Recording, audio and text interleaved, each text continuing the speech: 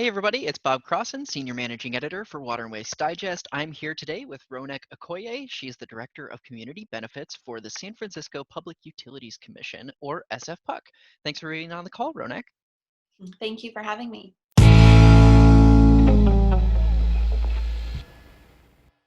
Yeah, so you guys recently released a community emergency assistance program in terms of, and it did some rate changes and stuff for you guys. I wanted to talk to you a little bit about that. Could you explain from a high level what this program is? Sure. So, our emergency COVID-19 relief program is SFPUC's way of really meeting the moment. As we're all very aware, we're in the middle of a global pandemic with economic impacts and individual impacts on a scale that I think many of us have not experienced before. And while the PUC has always been committed to providing, really robust customer assistance programming, it became apparent that we needed to meet the moment and ensure that we're providing relief for what is really unprecedented financial hardship in our cities, just due to the economic impacts of shelter in place and of COVID-19. And so in response, this program is provided a few innovations that we think really allowed us to ensure the maximum outreach and hopefully the maximum enrollment, so that people can take advantage of the benefits that we're really hoping to provide. Those innovations, the main innovations, are really the ability to allow people to apply online and to self-certify their income. And so just as a comparison, typical affordability programs and even our own customer assistance program required people to fill out an application online, required people to fill out a paper application, to print that out, and to actually mail that in to a post office or to come to our service windows. And that's not something that's possible, right? And we've been looking for a long time into really wanting to innovate that. And so very quickly, we were able to create an online application. The other thing with a lot of affordability programs is that it requires a lot of paperwork, right? You need to send in a pay stub or, provide your tax returns. But none of that really made sense. Again, like wanting to meet the moment where we are. Folks don't necessarily have pay stubs that they can send in. Tax returns, the tax deadlines have been pushed out. And so we're allowing people to we're trusting people and really allowing people to just let us know, have you experienced hardship? Yes or no, in terms of, your finances and economic hardship. And if you have, what is your current monthly income? If that income meets our threshold, which we purposefully made quite high at 200% of our area median income, which in San Francisco is $256,000 for a family of four, you're essentially auto-enrolled into the program. And the reasoning for that higher income threshold is also really to be responsive and to be what we call trauma-informed with our affordability work, understanding that this isn't a pandemic that is just touching low-income customers. This is touching everybody.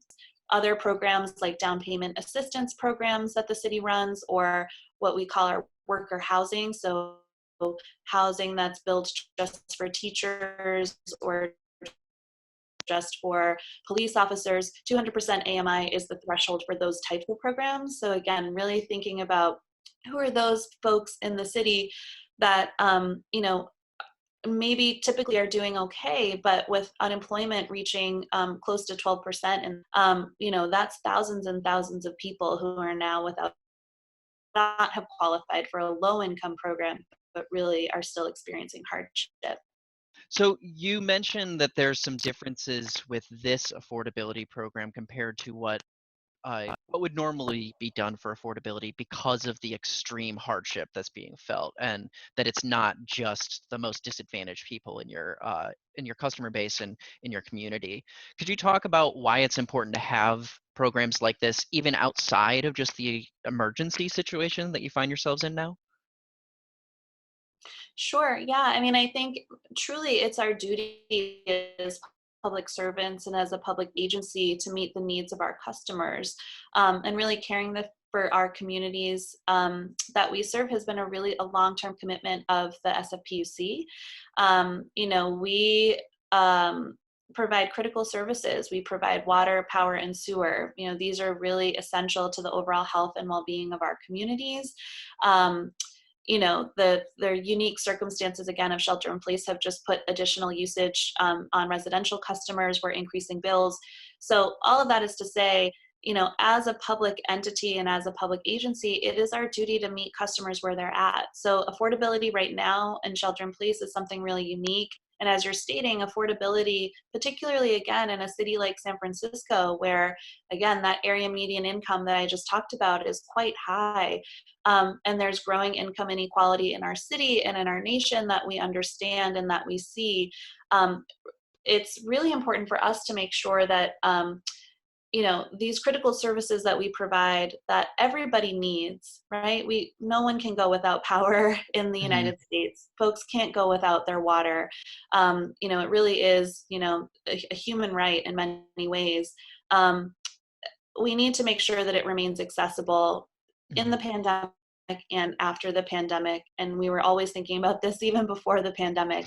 And so, yeah, where these programs remain really vital to the way we think about what we deliver with our duties as public servants and as a public agency. Yeah. So what are some of the challenges that coronavirus has imposed upon you guys outside of just this that you can speak to? And how have you been able to address those? Yeah, I think that there's a lot that we couldn't have predicted, right? Again, these are very unique times. And I will say, a couple of things that were, unexpected. The ceasing of construction is one. So as the PUC, we have massive infrastructure projects underway that again are really unique, really innovative, really ensuring that our infrastructure will continue to meet the needs of our growing population in our city. But that also during shelter in place, there were portions of our construction that were impacted.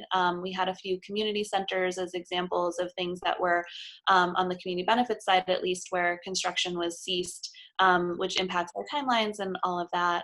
And then the other thing I'll say is just in general, and this is, I'm sure, again, across all sectors, but just needing to transition to remote work, across the agency, needing to ensure that those that are needing to continue to be in the field or continue to be in the plants, that we have really safe environments set up for them. We've done some unique things in San Francisco that I know are now becoming maybe more mainstream or normalized, but we did implement temperature checks in our plants. We are continuing to think through what social distancing means and looks like for our workforce. So the impacts are really truly endless. And I'll say that I've been really, really proud of the agency in terms of how we have shown up for all of these challenges. I think with the transition to remote work, it almost felt seamless, if you can imagine, with an agency of thousands of employees, thinking through our construction, those projects that were really needed to proceed, we were able to push forward and get agreement that they're considered critical and that we could continue to move forward with them. So, that's an advocacy effort, that's a coordination effort, a communication effort, right? I think across the board, we've just really been meeting the challenges and I think persevering and I think really showing the strength of what we do.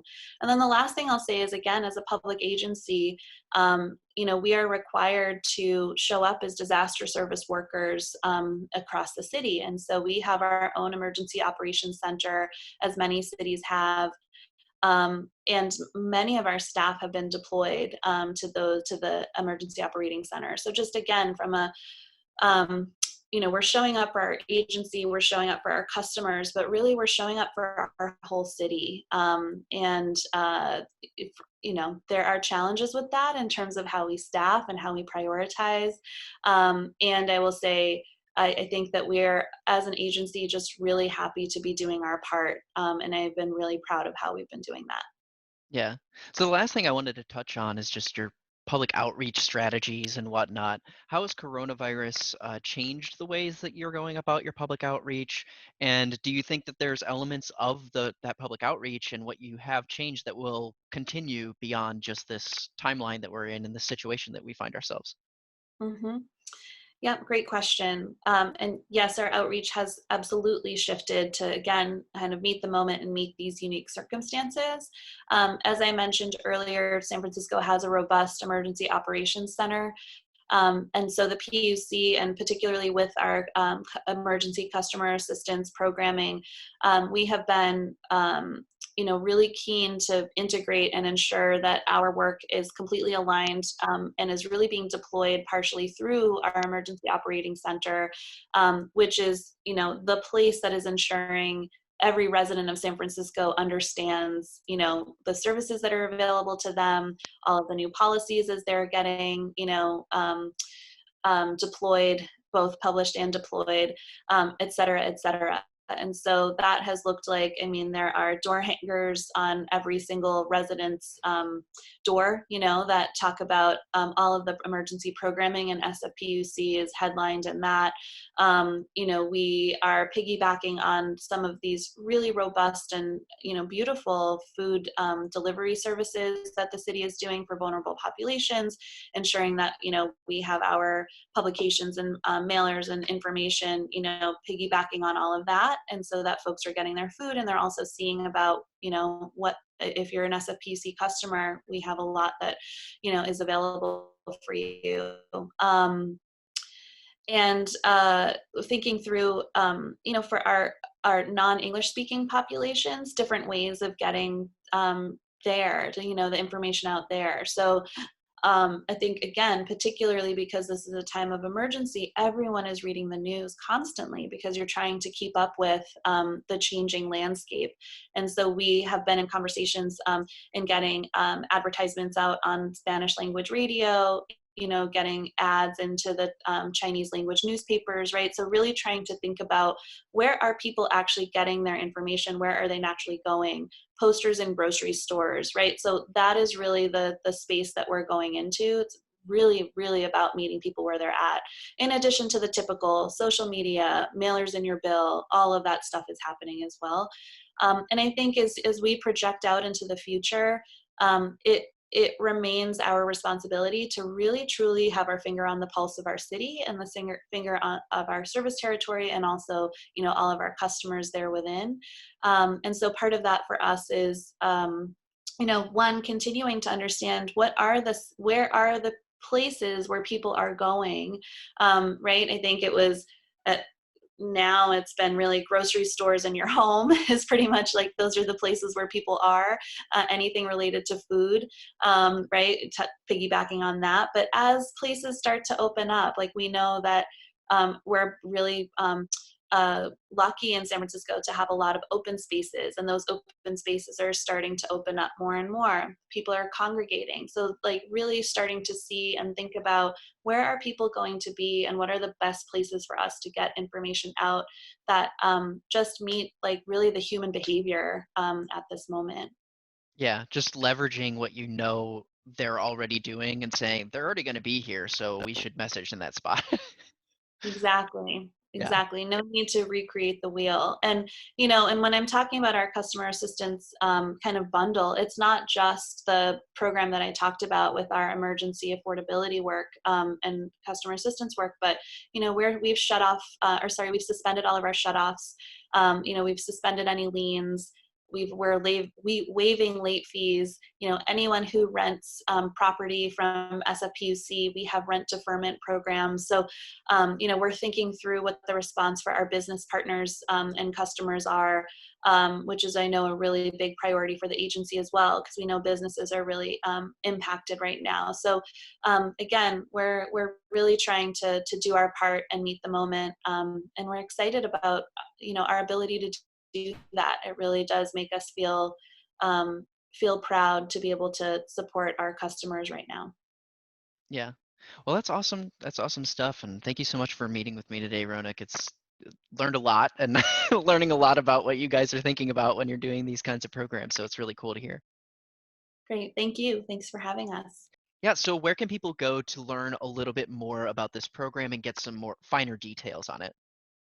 All of the information on our customer assistance programming can be found on our website, sfwater.org, and we have a landing page for our COVID-19 response. Awesome.